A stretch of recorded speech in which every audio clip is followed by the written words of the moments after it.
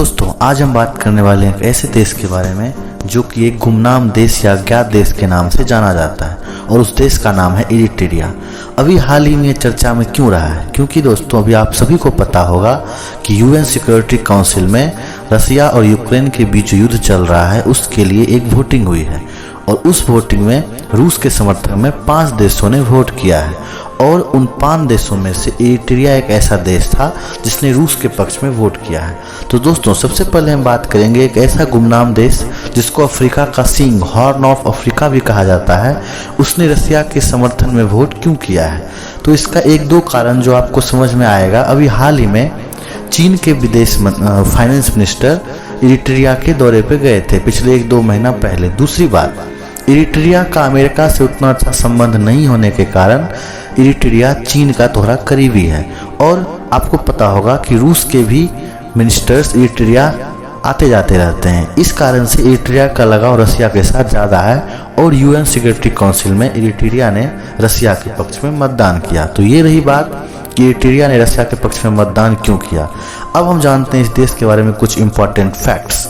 सबसे पहली बात, इरिट्रिया एक अफ्रीका का देश है, अफ्रीका महाद्वीप का।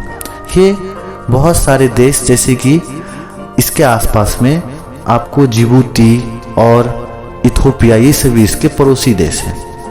यह पूर्वी अफ्रीका का एक छोटा सा देश है। अगर हम बात करें इस देश के क्षेत्रफल की तो इसका क्षेत्रफल लगभग 1,17,600 वर्ग किलोमीटर है। इस देश की जनसंख्या लगभग 60 लाख है। 24 मई 1991 को यह देश स्वतंत्र हुआ था और यहाँ की संसद का नाम नेशनल असेंबली है। दूसरा अगर हम बात करें यहाँ की मुद्रा की तो यहाँ का मुद्रा है नाखवा। और अगर हम बात करें इरिट्रिया के राजधानी की तो इसकी राजधानी है आसमारा। ठीक है दोस्तों, यह दुनिया का एक अज्ञात देश है। यह सन 1991 में इथोपिया से ये अलग हुआ था। वहाँ पे एक बहुत ही अच्छा खासा लड़ाई चला था, जिस लड़ाई के कारण ही इसकी अमेरिका से कुछ दूरी भी बढ़ी थी, क्योंकि ऐसा कहा जाता है कि उस लड़ाई में इथोपिया का साथ अमेरिका ने बहुत हद तक दिया था। बात करें अगर इस देश की शासन व्यवस्था के बारे में तो यहाँ पे बहुत हद तक राजतंत्र है। यहाँ वोट देने का अधिकार किसी को नहीं दिया गया। हालांकि इसके संविधान में इस चीज़ की चर्चा जरूर की गई है कि यहाँ वोट लिए जाएंगे, पर अभी तक ऐसा हो नहीं पाया है। बात करें तो यह बाहरी दुनिया से बहुत ही कटा हुआ देश है। मीडिया की स्वतंत्रता के नाम पे यहाँ पे मीडिया में कोई स्वतंत्रता नहीं है और न ही यहाँ पे आप अपने विचार को स्वतंत्र रूप से रख सकते हैं। अगर मीडिया रैंकिंग की बात करें तो दुनिया का सबसे खराब मीडिया रैंकिंग इरिट्रिया देश का ही पाया गया है। 1941 में इरिट्रिया पर अंग्रेजों का कब्जा था। दोस्तों अगर हम बात करें तो 1950 ईस्वी में ये इथोपिया के अंदर आ गया था और इथोपिया ने अंग्रेज तो इसको लेके इस पे अपना कब्जा कर लिया था।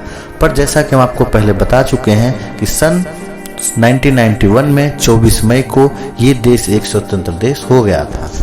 बात करें अगर दोस्तों तो इसे दुनिया का दूसरा रोम भी कहा जाता है, क्योंकि आसमारा जो कि इरिट्रिया की राजधानी है उसकी बनावट बहुत हद तक रोम के जैसी है।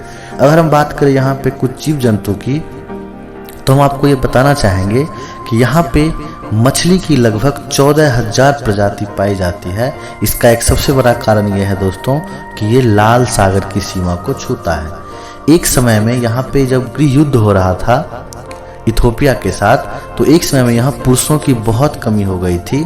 और एक रोचक तथ्य आप इस देश के बारे में ये जान लीजिए कि यहाँ पे हर एक पुरुष को 2 शादी अनिवार्य कर दिया गया था, क्योंकि वहाँ पुरुषों की कभी बहुत ही कमी हो गई थी। अभी कुछ दिन पहले ये चर्चा में इसलिए आया था क्योंकि यूएन में इसने वोटिंग किया रसिया के पक्ष में। और दूसरा बात हम आपको बता चुके हैं कि चाइना के फाइनेंस मिनिस्टर जो थे वो इस देश के दौरे पर गए थे।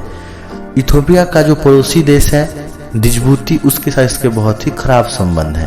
तो दोस्तों उम्मीद करते हैं इरिट्रिया देश के बारे में आपने बहुत सारी जानकारी पाई होगी और आप कमेंट सेक्शन में जरूर बताइएगा कि इस वीडियो को देखने से पहले इस इरिट्रिया देश के बारे में आप सब में से कौन कौन जानते थे। मिलते हैं अगले वीडियो में, तब तक के लिए जय हिंद।